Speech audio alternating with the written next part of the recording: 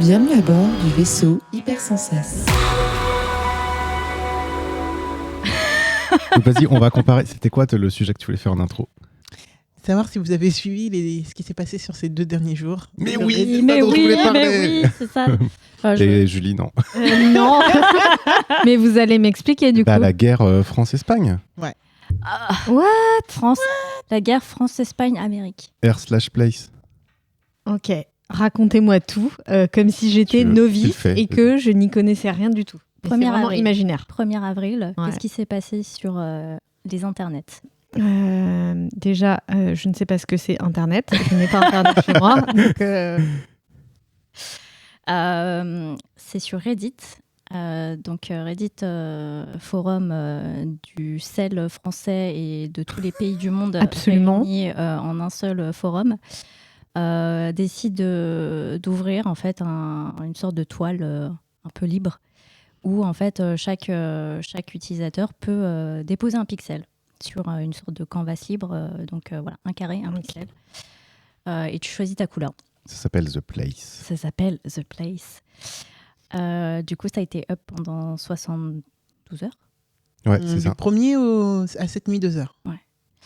Et en gros, tous les streamers de tous les pays se sont réunis en se disant vas-y, on va commencer à chauffer nos communautés pour essayer de faire un truc un peu organisé, tu vois. Donc tout le monde commence à poser des petits dessins mignons. On a le fan club BTS, on a le fan club Star Wars, on a les joueurs de Piece. Among Us, Du One Piece. du Among Us. Ouais. Et puis on a des petits drapeaux par-ci par-là qui commencent à popper. Bon bah voilà, normal. et voilà. Et puis qu'est-ce qui se passe sur le coin je crois que c'était gauche. Inférieur gauche. Inférieur gauche. On commence à voir un petit drapeau hispanique et puis on commence à voir un drapeau français. Et là, le drapeau français commence à prendre de la place. Et donc là, en fait, pendant 72 heures, tu as toutes les communautés, genre Zerator, Kameto. La communauté Bah, Z là, il y a- Event, un peu, ouais, quoi. de tous Leclerc, les ouais, il y en events, avait, il y en avait quand même pas mal. qui ont Il y avait Tonton. qui ont fait bouger tout le monde en disant on garde ce coin, on le défend. Et parce qu'en fait, le principe, c'est que tu poses ton pixel, mais après, tu as un autre utilisateur Qui le pose à côté, voilà. Qui peut le poser Comme à du côté, street art, ou, quoi. voilà. Ou qui Comme peut- une bataille navale, à peu près. Ouais, sauf que là, tu peux overlapper. Donc, en gros, tu peux dessiner par-dessus, quoi. Donc, voyant que c'était un peu... ce spot était un peu miné, les Français sont tous réunis H24. Ouais, jour en et fait, nuit. le truc, c'est que les Français avaient pris leur coin. C'est un immense drapeau. Faut voir que la toile, tu vois, moi, j'ai aucune idée des dimensions, mais la toile a été vraiment immense. Mais le drapeau français, tu pouvais pas le louper parce qu'il était vraiment Ouais, très c'était gros vraiment quand même. très gros. Et le truc, c'est que les Espagnols, alors que tout n'était pas encore plein, au lieu de prendre leur propre coin et de faire leur vie, dès Ah. le début, ils ont voulu détruire. Pas tous les Espagnols. Pas tous Non, les mais en fait, on parle de Not streamers. all Spanish. Non, c'est vrai, c'est vrai. mais ça sert à rien de le préciser, tu vois. Là, on parle Grave, de ça va me faire de le communauté. préciser parce que je vais cracher dessus après. Bon, bref. Et donc, des streamers. On parle vraiment de la communauté Twitch, vraiment. Et du coup, les streamers se sont mis à attaquer ce drapeau au lieu d'essayer de faire leur espace. Sauf qu'entre-temps, le truc s'est rempli. Et donc, l'Espagne n'avait pas son endroit, tu vois. Ils disent, mais il nous faut un endroit et votre truc, il est beaucoup trop grand et tout. Et donc, ils ont fait des calls et tout pour négocier en mode, mais enlever un peu de l'arc de triomphe et tout, c'est beaucoup trop grand. Parce que du coup, au début, il y avait qu'un drapeau, mais au fur et à mesure, c'est devenu un truc vraiment stylé avec genre la tête de Zidane, les Daft Punk, Jinx, qui... Pourquoi la France? Pourquoi Ah, mais Bah, si, parce que si, c'est un en studio fait, français. Fortiche, c'est vrai, c'est vrai, c'est vrai. Parce que Fortiche. Parce que Fortiche, il y avait Pesquet.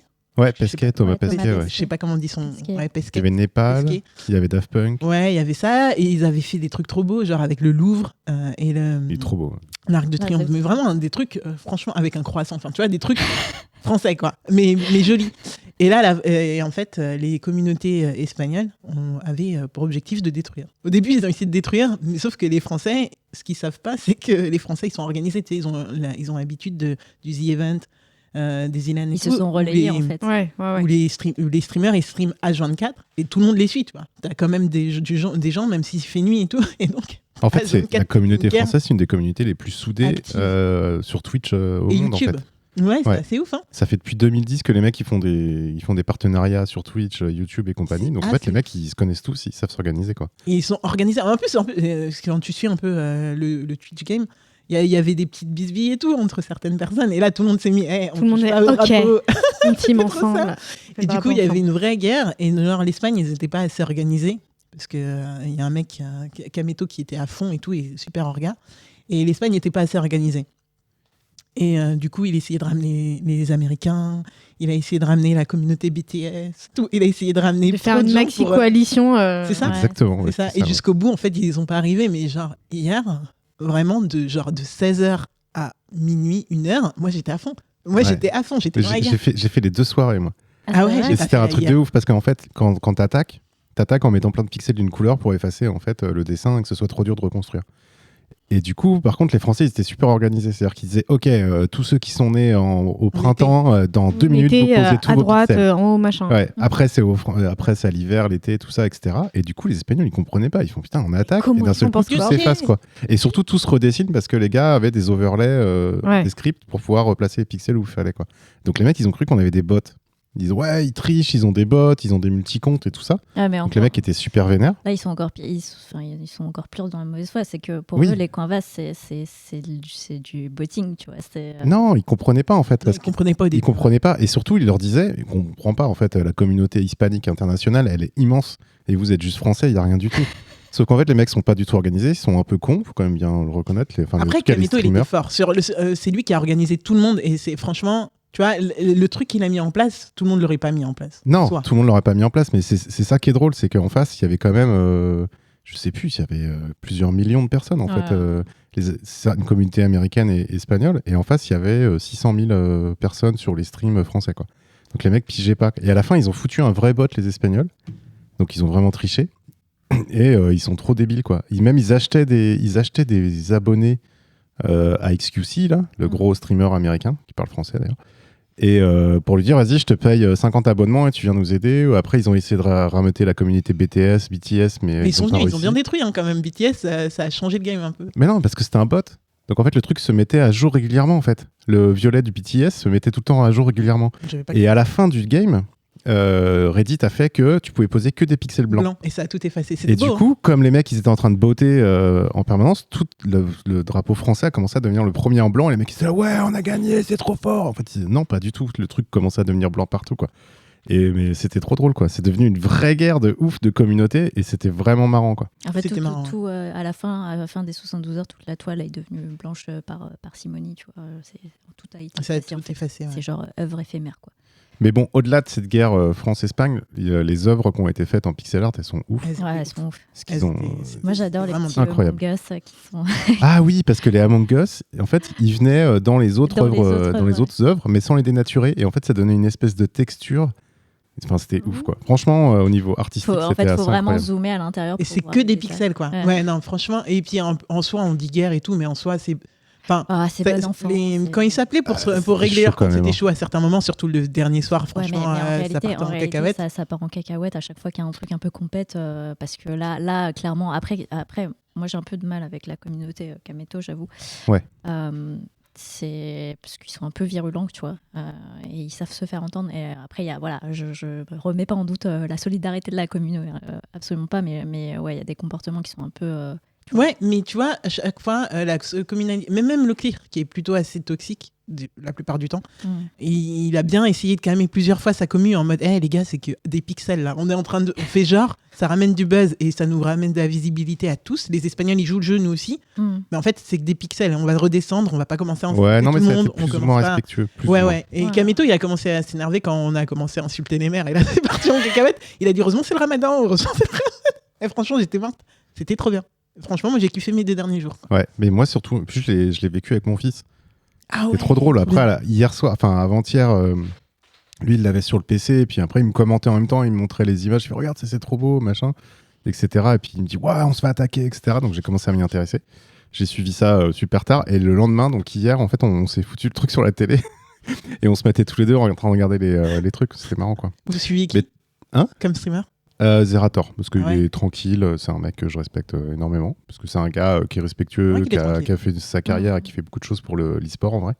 Genre, je pense que sans lui, il y aurait plein de trucs qui n'existeraient pas, Ah oui, oui. et qu'il y aurait une communauté On est hyper d'accord. toxique à la Après, sa Leclerc ou à communauté, la elle est- Sardoche, tu vois. Ouais. D'ailleurs, commu, faudra- elle est quand tu même- diras à mon fils que Leclerc et Sardoche, c'est des toxiques, il voulait pas me croire. Bah, Sardoche, c'est pire qu'un toxique, hein, pour le coup. Non, Sardoche, non, mais c'est c'est des c'est malades. la toxicité à l'état brut. à l'état brut. Ouais. Mais Exactement. en fait, moi, Leclerc, là, je suis redescendu sur lui parce que, vu le shitstorm qui s'est pris et comment il a géré le truc, franchement, je trouve que le gars, franchement, c'est une leçon de vie. Le gars, comment il a géré tout ce qui s'est pris dans la gueule cette Bah, année. je Quoi. pense qu'il s'est pris un certain retour aussi de la part de ceux qui étaient déjà présents. Ouais, je pas, pense. Puis il y a de il y plus a- en plus de femmes aussi qui arrivent. Il y a Bagheera, il y a Ouais. Little Big Well, des trucs comme ça. Donc ça, oui. forcément, ça apporte quelque chose, quoi. Et ah oui, et puis il y a un truc de ouf aussi. Il y avait Étoile, qui lui était pas en train de streamer, qui est un streamer multigaming en fait. Et lui, il était là pour faire de la logistique et de la négociation. Il avait envoyé il a envoyé des C'était le espions gars de chez tout le l'ONU, monde. quoi. Et ouais, le gars de l'ONU, il était avec les artistes, il coordonnait les trucs. Enfin, un truc de ouf. Mais c'était trop marrant. Étoile, il était on fire. Mais quand tu te dis que c'est juste un truc de streamer, genre Kameto, il est sur vraiment du LoL, du League of Legends. Enfin, après, les restes, voilà, ils sont dans des trucs. Et t'as un tonton. Mais tonton, tu te dis, mais le gars, il a 40 piges, qu'est-ce qu'il fout là, tu vois? Il Bah, a ça ramené va, toute ouais. sa commune, il a une communauté de tarés. 40 Mais non, mais piges. tu vois, Non, mais genre, Mister attends, Angel ouais, aussi, il est vieux. vieux. il était Oh là, là là. je savais Non, pas il était qu'il- pas là, mais Bah bon, voilà. tu Donc, Tu vas te calmer sur les vieux. C'est 40 Non, mais- là. Tu peux avoir oh là 42 là. ans et regarder des trucs. mais non, comme mais ça. sa communauté, c'est genre à 6h, on prend le café, tu vois. À 6 Mais heures Antoine du mat. Daniel, il est pas Tu jeune. vois, non c'est plus. pas genre Ouais, on moi, commence à stream à 2h du mat, tu vois. Enfin, je veux dire, J'ai vu un clip d'Antoine drôle. Daniel qui était parti sur je sais plus un stream espagnol pour justement il disait à sa communauté ouais je vais essayer de voir ce qu'ils disent et tout et au bout de 2 minutes il fait ah mais je viens de me rappeler qu'en fait je parlais pas espagnol. Mais c'était un truc de ouf parce qu'en fait, t'avais plein d'Espagnols. En fait, tu t'ouvrais plusieurs onglets et t'avais plein d'Espagnols qui étaient dans le stream de Kameto pour espionner. T'avais plein de Français qui étaient sur XQC et eBay pour espionner. Enfin, c'était n'importe c'est quoi. comme ça qu'ils se sont coordonnés à la fin. Ouais, Les ouais, Espagnols, c'était trop drôle. Et ils- t'as le truc. Oh putain, il va attaquer l'arche, il va attaquer l'arche. Ok, le printemps, vous attendez. Go, contre-attaquer. Eh, franchement, mais C'était trop fort, quoi. c'est drôle et ça montre comment. En France, c'est mine de rien, on est toujours les premières à aller, nanana et tout, mais il y a des trucs fun comme ça, Ouais, comme il y des a trucs des- il y a des graves, trucs et d'un communautaires seul coup, il y a sur tout le monde qui lesquels, devient une vraie communauté, et c'est un des exemples. Ouais, non, Et c'est c'était marrant. pas mal. C'est Non, et beau. puis t'as des trucs de ouf en fait. T'avais le Void. Le Void, c'est la communauté en fait. C'est une espèce de. D'abord, ils commencent par des petits pixels noirs, tu sais, pour envahir en fait les autres trucs. Et après, ils font des trucs hyper contemporains, vraiment super artistiques, de ouf quoi. Mais il y avait des trucs de tarés. Et c'est impressionnant. Il y avait plein de choses. Et puis c'est un truc qui vit. À un moment donné, t'avais aussi une image avec 2 chats avec des petits cœurs, tu sais, qui s'aiment. Et puis il y a quelqu'un qui a recouvert le chat de gauche. Et du coup, ils ont modifié le chat de droite avec le cœur brisé et des larmes. Enfin, tu vois, c'est que des trucs comme ça. Donc c'est un vrai tableau vivant. Je trouve que la démarche artistique, elle est incroyable. Au-delà de les mecs qui veulent juste mettre leur marque et puis les petites guéguerres. Et Reddit, franchement, c'est un de drapeau, super coup de Reddit, marketingment parlant. Ouais. c'est Mais du ils l'avaient génie. fait en 2017. Hein. Non, mais apparemment, ils le font tous les 5 ans. Tous les Ouais, 5 c'est ans. ça. Bah, on sait pas, il y en a eu que 2. Ah en ouais, fait. Ouais, je sais pas. Tout le monde a dit dans 5 ans. c'est ça. Et le nombre de personnes qui ont dû s'inscrire, parce que du coup, tu avais un cooldown, c'est pas ça qu'on t'a pas expliqué quand même, c'est que pour poser ton pixel, tu avais un cooldown de 20 minutes si tu Ok. n'étais pas, si t'avais pas activé ton compte, et sinon de 5 minutes. C'est d'où automne et printemps. Enfin, tu vois, fallait des salves de. Tout le monde pouvait pas agir en même temps, quoi. Ouais, c'était dingue. Franchement, c'était. Ouais, non, c'est. Ça a l'air Eh de la ben, ça avait dépasser. l'air plein de rebondissements, hein, c'est pas faire. Hein. J'ai eu le même sentiment, franchement, Cozy Event. Vraiment. Où tu Ouais, t'es à fond exactement, pendant non, je sais c'est pas ça, quoi. combien de temps et tu te sens impliqué dans un truc alors que tu l'es pas. Alors qu'en Sauf fait que là, je l'ai pas. sauf que là, tu fais pas gagner d'argent à une association. Moi, Ouais, j'avoue c'est que ça. j'étais un peu sceptique parce que je comprenais pas trop le principe, mais parce que esprit boomer, tu vois, j'avais du mal à accrocher au truc. Et en fait, c'est qu'à la fin que, tu vois, en voyant un peu le truc changer, se mouvoir, après, voilà, outre les petites guéguerres hispanico-françaises, tu vois, le truc et le format est hyper intéressant. Et je suis d'ailleurs étonnée qu'on l'ait pas fait avant. Si, ça existait avant, ça, il me semble. Ouais, mais du coup, que Reddit, tu vois. Enfin, mais ça a pas que le format, tu vois, un peu éphémère et pas été. Moi, je prends le pari qu'il va y avoir des jeux qui vont sortir. Là. Mais clairement, moi aussi. Pixel War, tu vois, des petits trucs en ligne. Mais avec, alors, je crois avoir appris en marketing, mais ça, je parierais pas mon salaire dessus. Hein, mais en gros, il y avait un mec au tout début d'Internet qui avait fait ça, vraiment une place comme il avait ça. vendu sa page. Ouais, et il avait vendu 1 vendait million de les pixels. espaces. Non, au début, il vendait les espaces pour que les marques puissent se mettre Ouais. avec. C'est au mètre carré, sauf que c'est au pixel, quoi. Et après, il a vendu en effet sa page. Mais dès le début, en fait. C'est ce qu'il avait décidé. Il avait fait une page d'1 million de pixels. Il avait dit je vends un pixel $1. Oui, voilà, c'était peut-être Ouais, ça, ouais. Et c'est ça. les marques pouvaient se positionner. Et il s'est fait C'est 1 cool. milliard. 1 million, du coup, Bah, c'est bien. de dollars. Je pense qu'il y a un petit créneau. Et tu peux le faire qu'une fois. Tu peux le faire qu'une fois. Et après, Google a refait. Puis voilà. Je veux pas casser l'ambiance, mais je pense On a une émission, je c'est pense ça qu'on a une émission à enregistrer. Du coup, peut-être qu'on peut lancer ce Contrecast épisode 40.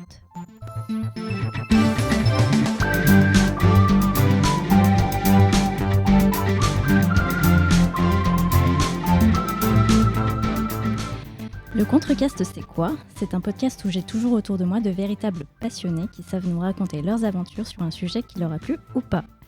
Vous le savez sans doute désormais, chacun a sa chronique, puis on échange entre nous sur les différents sujets. On va commencer par le traditionnel tour de table avec une voix qu'on n'a pas entendue depuis un petit moment, mais qui reste toujours dans nos cœurs. Oh. Mignon. Julie, comment est-ce que tu vas ? Eh ben ça va, j'ai appris plein de choses passionnantes sur une guerre des pixels. J'ai l'impression d'avoir à peu près 70 ans, de ne vraiment rien comprendre à mon époque. Mais du coup, je suis ravie de vous avoir retrouvé. Je pense qu'on te filera un lien en description de ce podcast pour avoir un résumé de ce qui s'est passé sur les derniers jours. Ça vaut le coup. De quoi est-ce que tu vas nous parler ? Je vais vous parler d'une série, d'une vieille série pour changer. Pour changer. Pour changer. Mais c'est un peu plus récent. Fantagaro. Ouais, non, c'est encore plus vieux que Fantagaro. Je vais vous parler de Seinfeld. Ah, c'est plus Mortel. Je suis en train de me faire Seinfeld. Pardon, Du coup, je connais pas. on va continuer avec celle qu'on a accueillie récemment lors du précédent épisode et qui nous a appris à faire des Jojo poses.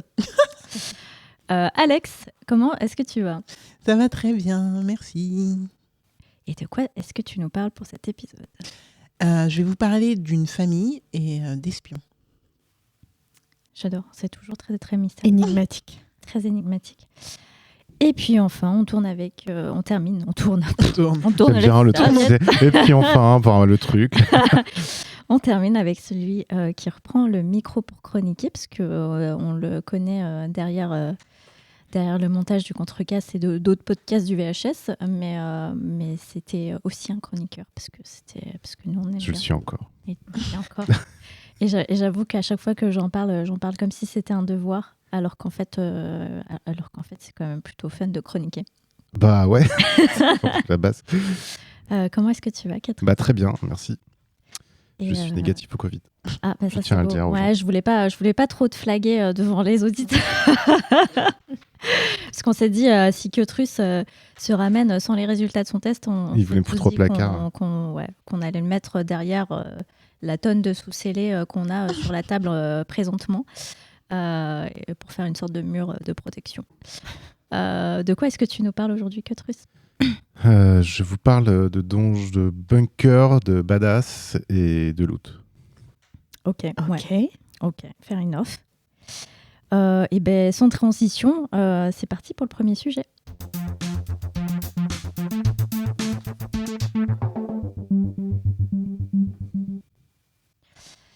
Du coup, aujourd'hui, on va pas parler d'Alice au pays des merveilles, mais de c'est horrible, Tiny Tina's Tiny Wonderland. Tina, qui adore les lapins, mais aussi Oui. les grenades, accessoirement, surtout.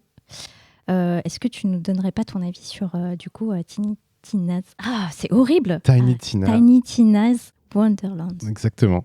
Et surtout, ça me permet de parler de cette licence merveilleuse qui est Borderlands, qu'on n'a jamais abordée parce que voilà, c'était AAA, c'est ça, hein, c'est pas des jeux indés. Et bah, pourtant, ça ressemble à des jeux indés. Et pourquoi je vous parle de ça ? Parce qu'en fait, Tiny Tina, c'est un spin-off et je vais vous expliquer comment est né en fait cette petite ce spin-off en fait de Borderlands. Donc, Borderlands, c'est un jeu qui est développé par Gearbox Software. Voilà, l'anglais, c'est dur. Ah bah ça va bien la prononciation aujourd'hui. Hein. Édité par 2K Games. Ça fatigue. Et dont le premier jeu sorti en 2017 et le dernier, le 3, en 2019. Borderlands, c'est un univers post-apo qui ressemble un peu à la Mad Max. Complètement Déteste. déjanté. Tu détestes Non, c'est pas vrai. Mad Max ? Non, Borderlands. j'adore, c'est génial. Et moi, c'est un jeu qui m'avait retourné à l'époque, parce que c'est un jeu qui est complètement déglingo, complètement délirant, qui raconte n'importe quoi, qui dit beaucoup de conneries, et où tu shootes et tu lootes. D'ailleurs, ça s'appelle un looter-shooter. Ça tombe bien. Ouais, tu shootes, donc tu tues des gens, tu lootes ce qu'ils ont, tu ramasses leurs armes, et tu shootes et tu lootes les gens, et etc., etc. Mais pas que, parce que tu as quand même des histoires assez bien foutues. Et donc, dans l'univers de Borderlands, c'est un univers post-apocalyptique. Et il y a une légende qui raconte qu'il y a des arches qui permettent de voyager à travers les mondes, donc à travers la galaxie, etc. Et des chasseurs de l'arche sont donc nés. Ce sont donc ces chasseurs qui cherchent les arches. C'est très dur à dire. Archiduchesse. Archiduchesse. Et qui veulent en ramener les artefacts et tout ça. Enfin bref, ça, c'est vraiment le tout début de la licence. Et puis, voilà, ils en ont fait 3. Et à partir du 2, il y a Tiny Tina qui est apparu, qui est un personnage effectivement complètement allumé, mais genre allumé, qui adore les lapins, mais qui adore surtout tout ce qui pète, les bombes, et qui est folle alliée. Faut quand même bien le dire. Et donc, Borderlands 2, qui est sorti vers les années 2010 à peu près, 2010 d'ailleurs, il y a eu des DLC. Il y a eu le premier DLC, c'était Tiny Tina, la forteresse du dragon. Et qu'est-ce qu'ils font en fait dans l'univers de Borderlands? Ils ont un de leurs amis, un de leurs mentors qui est mort, et ils sont attaqués leur forteresse, et pendant ce temps-là ils sont complètement assiégés, et qu'est-ce que décide de faire Tiny Tina pour changer un peu de mood, parce qu'elle est très triste de ça et qu'ils n'ont rien à faire? Elle décide de leur faire jouer un jeu de rôle, donc dans l'univers de Borderlands. Et le jeu de rôle s'appelle Bunker and Badasses, donc Bunker et je sais pas comment on peut dire, et Brutas en français, Bunker et Brutas, qui est complètement inspiré de Donjons et Dragons, et où effectivement ce personnage complètement fou peut masteriser un jeu de rôle du coup qui va être complètement taré. Du coup, en fait, on est dans ce qu'on appelle un récit cadre, c'est-à-dire que un peu comme les Mille et une nuits où Scheherazade raconte des histoires, mais en fait, ce n'est qu'un prétexte à raconter les histoires dans les Mille et une nuits. Et là, c'est pareil, en fait. Le récit encadrant, c'est Borderlands, c'est l'univers de Borderlands, et les récits encadrés, ce sont les aventures que vont vivre nos personnages. À ce sujet d'ailleurs, et après je passe directement à Wonderlands, donc le DLC de Borderlands 2 est sorti maintenant, ils l'ont sorti exprès il y a 3 mois, sur PS4 et sûrement PS5, et donc maintenant c'est un standalone, donc si vous voulez jouer à Tiny Tina, à la forteresse du dragon, vous pouvez, c'est la préquelle du coup du dernier jeu qui vient de sortir. Alors le gameplay est un peu vieux, c'est un peu compliqué, c'est du Borderlands 2, donc ça a plus de 10 ans. C'est un peu dur, mais les histoires sont très drôles, et les dialogues sont marrants, les personnages sont rigolos, et puis vous butez des squelettes et des zombies, donc c'est toujours une très bonne chose. Et donc est sorti Borderlands 3 en 2019, qui est maintenant devenu un des jeux, un des GOTY, quoi, que vous pouvez trouver pas très cher, et qui a amené beaucoup de nouveautés au jeu de Borderlands, au niveau du gameplay, au niveau de la personnalisation des armes, etc., etc. Et ils ont sorti sur ce moteur Tiny Tina's Wonderland. Il faut savoir que ça faisait longtemps qu'ils voulaient sortir un jeu sur l'Heroic Fantasy chez Gearbox Software. Ça a toujours été refusé. Et là, ils ont quand même réussi à sortir Tiny Tina Wonderland. Donc, qu'est-ce que c'est Tiny Tina Wonderlands ? C'est un looter-shooter, mais dans l'Heroic Fantasy, un peu à la Donjons et Dragons. Donc, c'est pareil. On va incarner, il y a 6 classes de personnages. Alors, il y en a beaucoup. Il y a la grosse brutasse, le berserker qui va taper avec ses armes. Va y avoir le mage qui va pouvoir lancer des sorts de ses 2 mages. Il y a celui qui va contrôler les éléments, le vent, le feu, etc. Une espèce de nécromancien, mais qui lui contrôle des créatures de la forêt. Donc, un petit champignon complètement con qui vient vous aider à combattre. Il y en a un qui a un aigle, etc., etc. Bref, comme dans un jeu de rôle. Et comme dans un jeu de rôle, en fait, on va commencer l'aventure en personnalisant son personnage. Et ce qui existait dans Borderlands 3, c'est tu jouais d'abord des classes de personnages, mais en fait, tu incarnais vraiment des personnages. C'est-à-dire que tu incarnais, je ne me rappelle plus des noms, mais on va dire tu incarnais Wendy, et Wendy, c'était celle qui avait, je vais faire engueuler parce que je ne me rappelle pas les noms, qui avait un gros mecha dans lequel elle peut monter et combattre avec, etc. Mais bon, tu étais bloqué dans ce personnage-là, chaque personnage avait sa voix, son arc narratif, etc. Et là, en fait, ils ont réussi à apporter un plus à Borderlands 3, c'est-à-dire qu'on crée son personnage comme dans n'importe quel RPG. C'est-à-dire qu'on va pouvoir customiser son apparence, mais vraiment de bout en bout, la taille, comment on appelle ça là, vous savez comme moi qui est des bourrelets, Non, elle a. J'ai pas La le- corpulence. La corpulence, Ah, merci. purée. La couleur des yeux, la taille des yeux, le positionnement, la couleur des cheveux, le type de cheveux, etc. etc. Les voix et son genre aussi. Et ça, j'ai trouvé ça appréciable. C'est-à-dire qu'on peut vouloir qu'on nous appelle il, ou lui, ou elle, ou elle, ou yel. Bon, c'est un petit détail, mais moi, ça, je trouve ça cool. Ça s'ancre qu'on- dans son temps, quoi. Voilà, Ouais. c'est ancré dans son temps. Et comme dans un jeu de rôle, tu as 6 compétences, 6 caractéristiques, pardon, donc comme on connaît dans Donjons et Dragons, donc force, dextérité, sagesse, intelligence, etc. Et puis bon, comme dans les jeux de rôle d'Heroic Fantasy, ça va influer sur ton nombre de points de vie, ta capacité à lancer les sorts, à faire des coups critiques, etc. etc. Donc ça, en fait, c'est un peu con, mais par rapport à Borderlands 3, qui était juste entre guillemets, un shooter comme ça, où t'avais juste... tu peux personnaliser ton skin, tu peux personnaliser tes armes, t'as des arbres de compétences où tu vas monter, mais c'est quand même assez cadré. Bah là, d'un coup, en fait, on rentre dans quelque chose d'un peu beaucoup plus riche, comme dans les RPG Dark Souls, par exemple. Non, mais c'est vrai, un Soul-like, parce que dans les Souls, tu peux caractériser tout ça en fait au début sur ton personnage. Et là, tu vas pouvoir le faire dans Tiny Tina Wonderlands. T'as vu le défi de le dire à chaque fois en C'est entier. horrible. Hein. Et donc, qu'est-ce qui se passe ? Eh ben, en fait, on incarne la Bleusaille, à proprement parler. Et c'est drôle parce que dans la phase d'introduction, on voit donc nos deux héros qui sont déjà bien stuffés, bien aguerris, avec beaucoup d'expérience, qui vont combattre le gros méchant qui détient une arme légendaire. Eux, ils ont des belles armures, ils sont colorés. Et puis, en fait, toi, tu as une armure de merde et tu es en noir et blanc pour bien montrer que tu es une Bleusaille et tu te fais défoncer, etc. Et c'est assez, en fait, c'est tout con, mais en fait, c'est assez rigolo. Il y a toujours en fait dans ce jeu-là, donc Borderlands, mais surtout dans Tiny Tina Wonderlands, un décalage en permanence. C'est-à-dire qu'on va toujours casser le quatrième mur, on va toujours passer du récit Borderlands, enfin du récit encadrant au récit encadré, etc. Et ça en fait un jeu assez riche narrativement et assez drôle parce que ça joue tout le temps sur ces codes-là. Un exemple, par exemple, Tiny va vous décrire Tiny Tina, enfin Tina on va l'appeler, commence à vous décrire une scène. Et oui, vous arrivez sur ce village qui est beau, il fait beau, etc. Et puis t'as un des personnages qui va faire « Ah bon, il fait beau, mais du coup, ça fait pas trop flipper. » Et là, un orage se dresse et des squelettes apparaissent. Et du coup, dans le jeu, tu vas avoir un orage qui va arriver, tu vas avoir des bateaux qui vont apparaître, etc. Un peu comme vraiment dans un jeu de rôle, sauf que là, c'est un jeu vidéo, donc tu le vois. Et le jeu va tout le temps jouer là-dessus, en fait, va tout le temps... faire des références à Donjons et Dragons, faire des références en sortant du cadre, etc. Donc ça rend le jeu vraiment hyper vivant, vraiment hyper drôle, franchement. Bon, après, il faut aimer l'humour un peu couillon, mais vous savez que je suis très preneur. Avec des trucs qui vont aller assez fins, qui vont être des références à des jeux vidéo, à l'univers geek, etc. Et puis des trucs un peu bas de plafond. Par exemple, la reine, c'est une reine licorne qui s'appelle Bud Stallion. Et en français, ça fait étalon du cul. Étalon du cul, ouais. Donc c'est un peu spécial. Mais en dehors comme ça du jeu, on a putain, ça a l'air con. Mais en fait, quand t'es dans le jeu, ça va très très bien avec le personnage. Et c'est tout à fait normal qu'une ado déjantée se sorte des conneries comme ça. Bref, voilà. Et donc, bon, après l'histoire, c'est une histoire assez classique, mais qui est tout le temps transformée.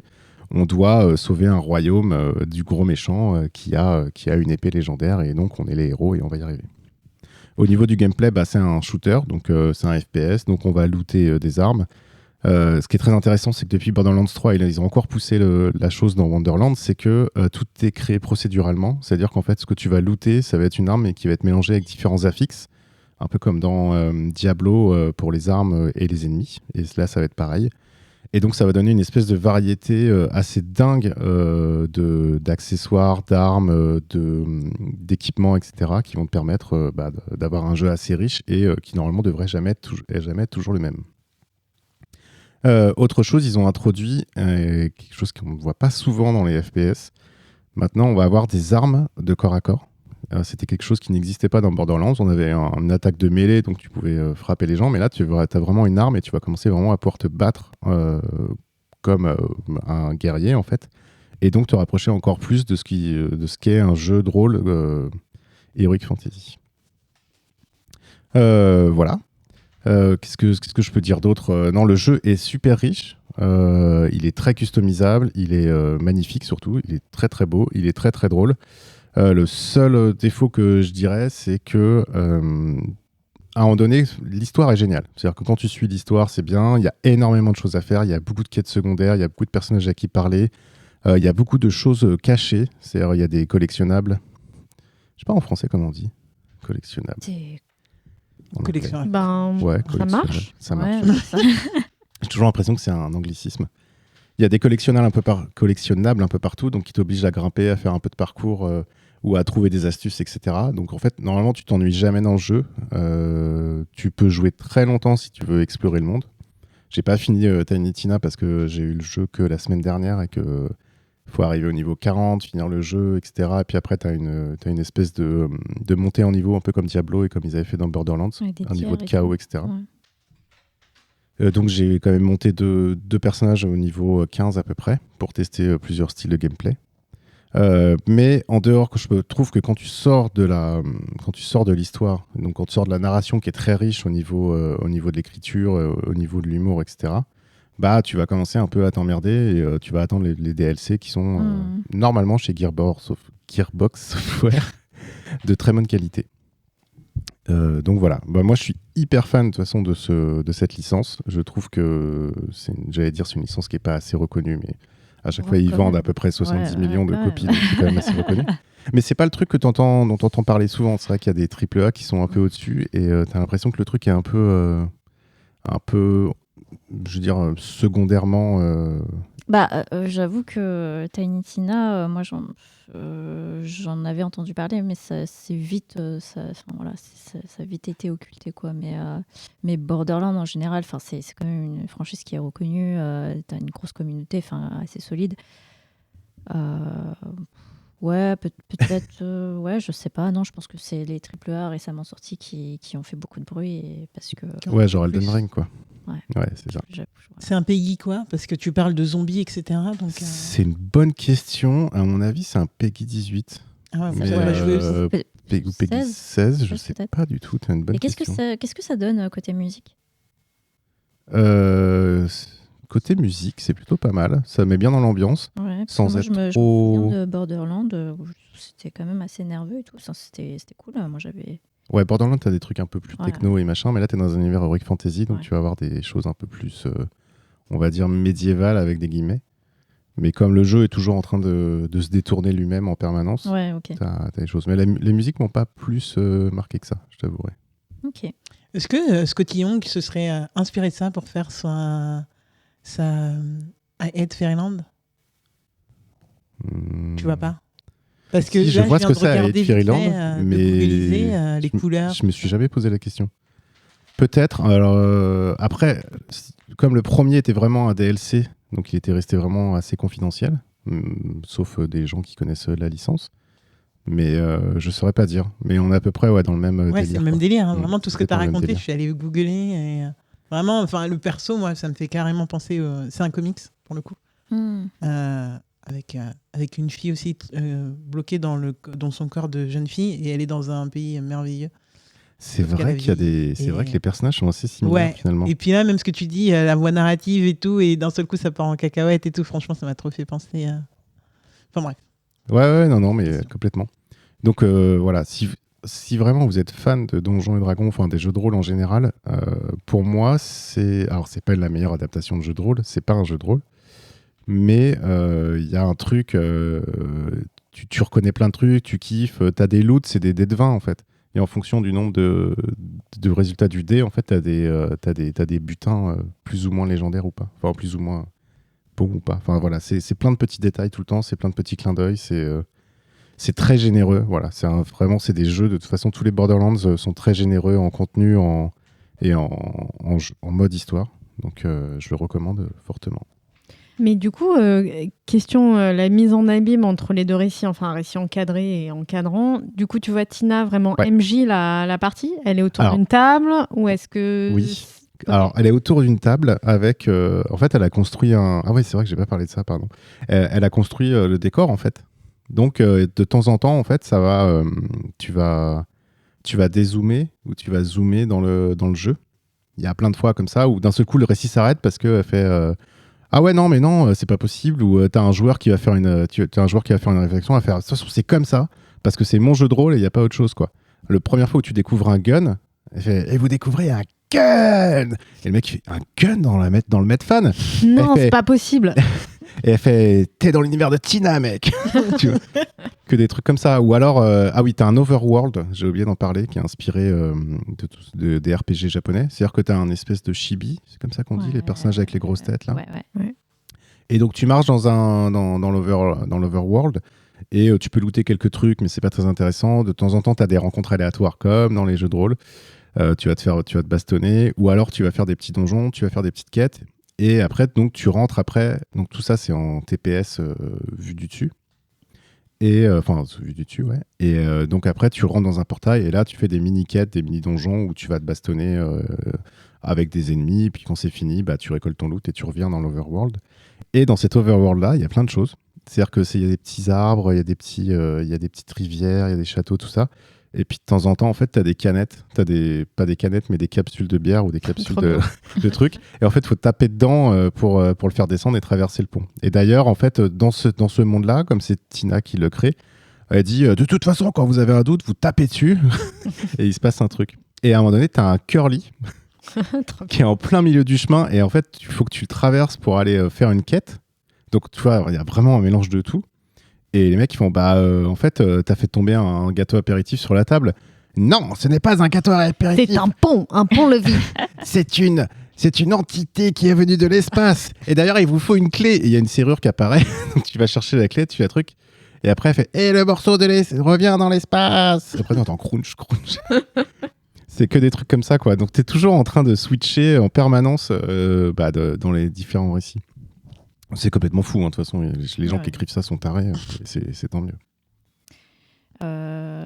Ouais, moi j'ai juste un truc qui m'a quand même interpellée. Quand je suis partie sur Epic Store, j'ai vu le prix en digitalisé. On est quand même sur du 80 boules, quoi. Ouais. 80 boules. Et quand tu prends le Season Pass, plus les trucs, plus le pack étalon du cul, qui est très important quand même. Ça, c'est genre, après, tu montes à 120 € et tout ça. C'est très cher. Ouais, mais t'as 2 jeux. T'as un jeu dans un jeu. Et c'est vrai. Ouais, non, mais alors, tu vois, sans sous-estimer la qualité du contenu, enfin, tu vois, c'est quand même un petit passage psychologique à faire parce que un petit. Ouais, un petit, parce que 80 € pour un jeu PC digitalisé, ça fait pas mal, c'est un investissement quand même. Ça fait mal, je suis d'accord. Qui dure combien de temps à peu près en termes de...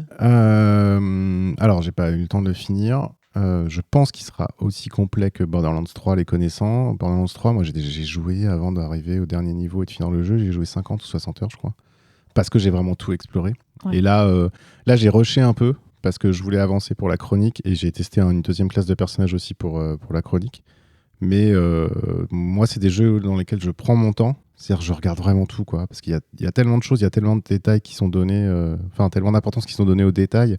Tellement de PNJ à qui tu parles qui sont aussi tarés les uns que les autres, les quêtes annexes sont géniales, etc. Et puis tu as quand même un système d'armes et de compétences qu'il faut un peu taffer. Donc c'est des jeux qui durent très longtemps. Voilà. Tu as quand même du temps de jeu. Je pense 30-40 heures si tu rushes la quête. C'est ça. Je pense. Après, si tu speedrun, c'est autre chose. C'est encore autre chose. Hein, ouais. Mais ouais, je pense que tu en as pour une quarantaine d'heures de contenu, au moins. Au moins. Il existe des trucs dérivés de ça, genre des BD ou quoi? Non. Alors, il y a eu, dans l'univers de Borderlands, il y a eu un Telltales qui a été fait, qui s'appelait Tales of Borderlands, que j'ai pas fait, mais qui avait reçu quand même des bons accueils. Et j'ai pas fait non plus. Donc, voilà. Et tu sais de toute façon aussi qu'ils vont qu'ils font beaucoup de DLC en fait sur leur jeu. Là, sur Borderlands 3, il y en a 4, je crois. 4 ou 5 qui sont des scénarios. Alors, c'est même pas des DLC qui rajoutent des choses. En fait, c'est à chaque fois qu'ils font des DLC, cet éditeur, il rajoute du contenu. Donc, voilà. Mais non, aux produits dérivés, je connais pas de trucs à côté. Je sais même pas s'il y a des toys et tout ça. On va passer ça à l'autre émission. Parce que moi, franchement, ça me dirait trop. Mais les jeux comme ça, je pense que ça me mettrait dans les vapes direct. Du coup, je le lirais bien, en fait. Enfin, ça a l'air tellement un monde assez délirant et tout, donc ça a l'air... Ouais, leur et puis, délire. et puis en fait, le problème, c'est qu'il y a plein de trucs que moi je considère comme acquis, en fait, parce que c'est sur le moteur de Borderlands 3. Mais le gunplay, en fait, de jeu est fantastique. C'est un des meilleurs, franchement, que j'ai fait. C'est hyper dynamique, c'est nerveux, ça répond bien, c'est hyper agréable à jouer. D'ailleurs, je conseille par contre de mettre le FOV au maximum. Donc le FOV en français, c'est l'angle de vue. C'est La profondeur du champ. pas la profondeur Non, du champ. C'est l'espace que tu as autour de ton personnage, en fait. Ok. Et souvent, il est petit. Ça donne mal au cœur. Moi, ça me donne mal au cœur, par exemple. Et j'ai l'impression d'être collé à l'écran, et qui est très désagréable. Donc, en fait, tu peux le mettre à chaque fois. Et aussi, je conseille aux gens qui commencent n'importe quel Borderlands, mais je trouve que Tiny Tina fait pas exception à la règle. Je trouve qu'ils ratent leur début de jeu. Alors peut-être parce que je connais bien les jeux et que moi ça m'ennuie, mais je trouve que la progression est trop lente et que le temps que tu débloques ton premier pouvoir, tu débloques ton troisième emplacement d'armes, ton emplacement d'anneaux, etc. Parce qu'en fait, tu as plein de choses pour customiser ton personnage. Je les trouve un peu lents. Surtout si tu t'intéresses pas à l'histoire. Moi, j'ai fait jouer à un pote Borderlands 3 et alors lui, il écoute pas du tout l'histoire et en fait, il s'est fait chier, quoi. Et donc voilà, c'est des jeux, faut prendre le temps, faut écouter, faut se poser, tu t'arrêtes, t'écoutes les dialogues. C'est les trois quarts de ce jeu en fait, parce qu'en vrai, sinon c'est qu'un shooter en fait. Sinon c'est qu'un shooter, ouais, et tu t'ennuies, quoi. Ouais, tu t'ennuies, tu te fais chier. Tu lootes, tu revends, tu revends et ça a pas trop d'intérêt. Et je l'ai toujours fait en français parce que je suis habitué et je trouve que Tina a une voix intéressante, une voix super en français. Je trouve que l'actrice la maîtrise bien. Et par contre, j'ai appris du coup en regardant que, par exemple, en anglais, tu as Adam Sandler qui fait c'est marrant. Qui fait des voix et Will Arnett aussi, qui était dans, on appelle ça la série Arrested Development, par exemple. Ce genre de choses. Donc ça vaut peut-être le coup aussi de le faire en anglais. Je pense que c'est en fonction des gens. Et je vais m'arrêter parce que je pourrais parler des heures. Et ben merci Cutrus de nous avoir parlé de Tiny Tina's Wonderland. C'est sorti alors j'ai plus le mois de 25 mars, donc mars 2022 pardon. C'est développé par Gearbox Software et c'est dispo sur PS4, PS5, Xbox One Series et PC autour de 80 €.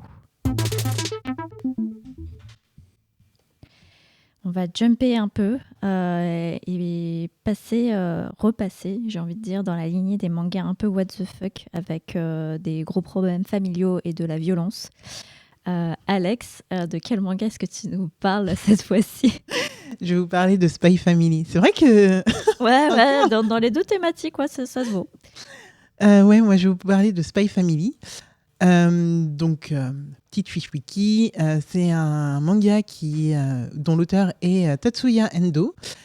Au Japon, ça date de mars 2019 et c'est arrivé en France en septembre 2020. Actuellement, en France, on a 7 tomes et au Japon, il y en a 9. Mais de quoi ça parle, Spy Family ? C'est une bonne question que vous ne me posez absolument pas, mais que je pose pour vous. Alors, Spy Family, ça va être dans une région du monde un peu... dans un contexte post-Seconde Guerre mondiale, un peu comme en Allemagne, par exemple.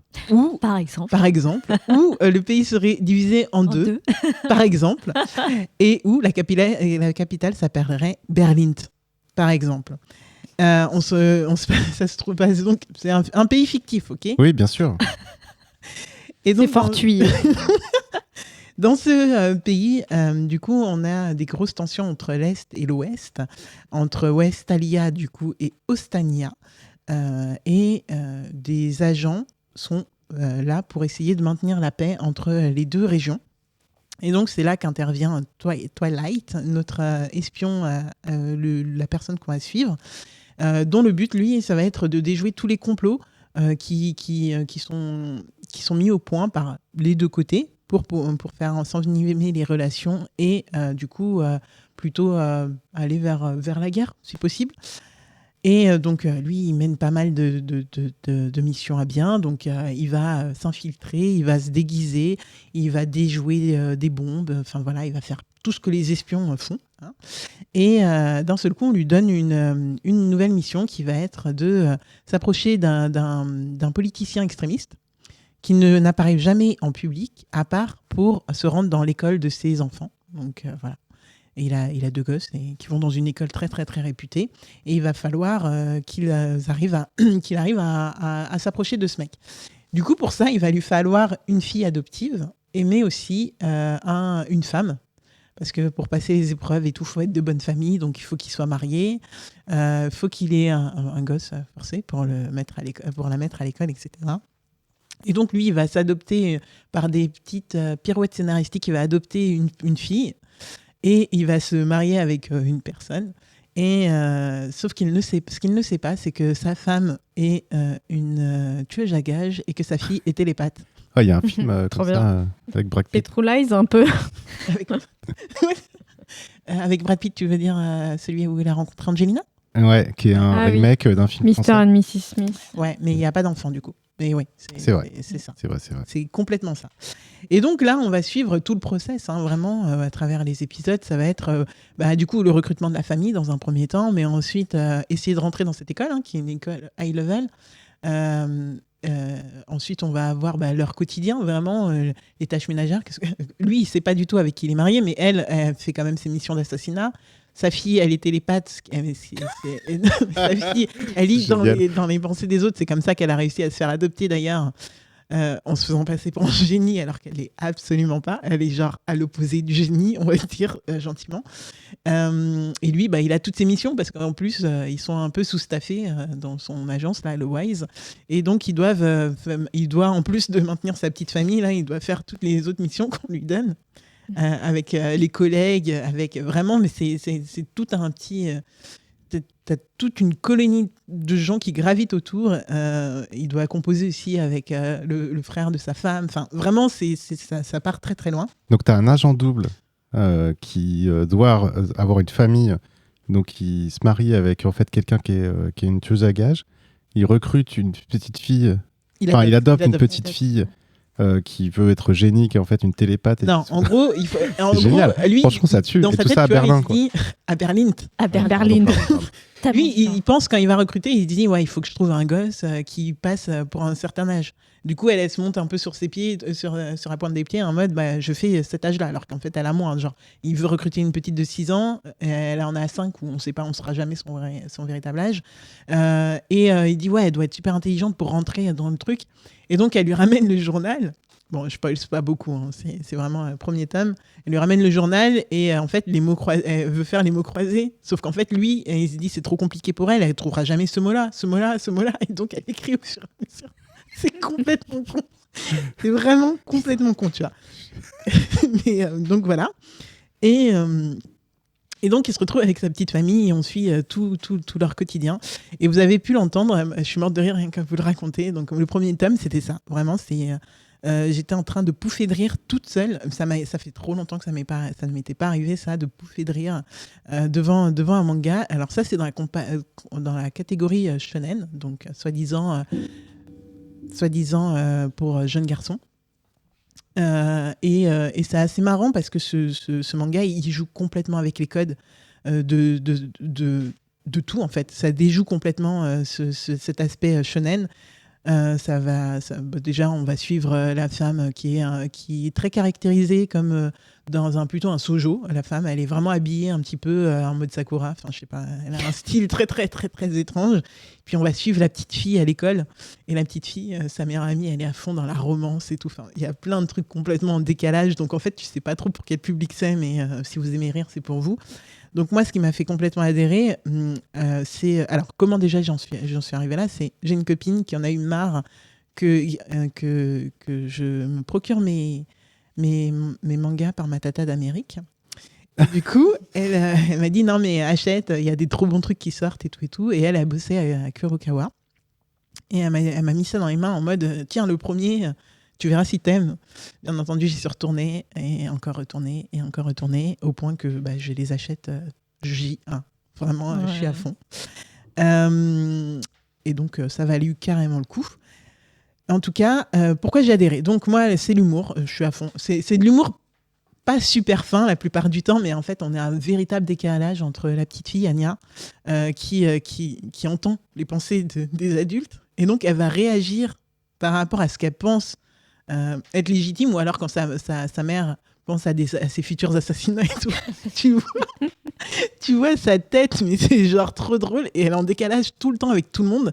Et puis même quand elle croit comprendre un truc, en fait c'est juste une petite de 5 ans qui capte pas tout. Vraiment, genre, elle est complètement en décalage avec ce qui se passe autour d'elle, vu qu'elle entend encore autre chose.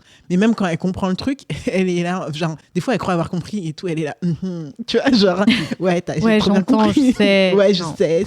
Et alors, en fait, elle a rien compris du tout, quoi. Et c'est juste ça, c'est un décalage permanent. Et tout le monde se demande tout le temps à quoi elle pense et tout. Et des fois, bien entendu, Deus Ex Machina, ça passe. Voilà, elle va faire le truc qui est à l'inverse de ce que tout le monde attendait. Et là, tout le monde dit mais ouais, c'est parce qu'elle avait réfléchi à ça avant. C'est un move de génie. Et donc, c'est un génie, mais trop. Et là, tout le monde est tout le temps en train de se demander mais elle est con ou elle est intelligente ? Et c'est. Enfin bref, moi, c'est un humour qui fonctionne sur moi. Après. Ou un autre exemple très con, genre elle répète ce qui se passe dans la tête de son père, etc. Et elle adore les trucs d'espionnage et tout, puisqu'elle a capté que son père était un espion. Et donc à un moment, elle part toute seule en mission dans un délire toute seule, et elle met des gants. Elle fait ouais, ça permet d'éviter les empreintes. Et après une petite bulle.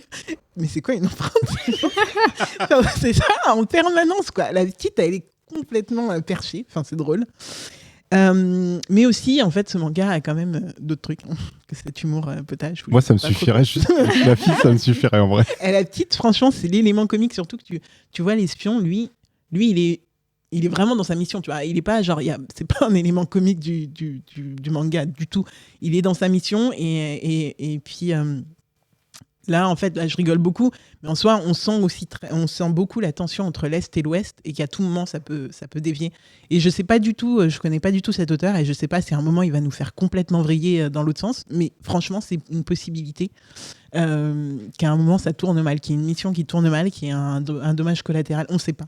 Et cette tension, elle est omniprésente, et il y a une lucidité sur des moments super importants.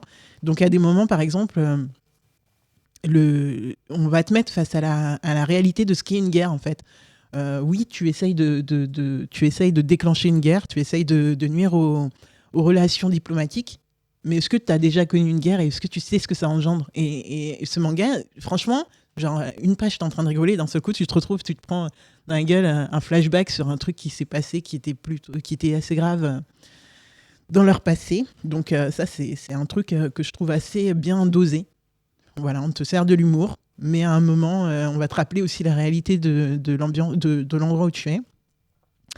Et il y a des petites réflexions sur le rôle de la femme, parce que tout simplement, il a dû prendre une femme, mais pourquoi sa femme, pourquoi Yor, pourquoi Yor a accepté de se marier avec lui ?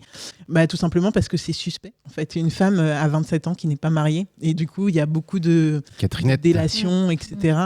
Ouais, et il y a beaucoup de délations, et on se retrouve beaucoup comme dans le roman 1800, 1900, 80, je sais plus.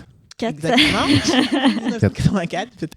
Et où 1789. Très bien. Il n'y avait rien qui allait.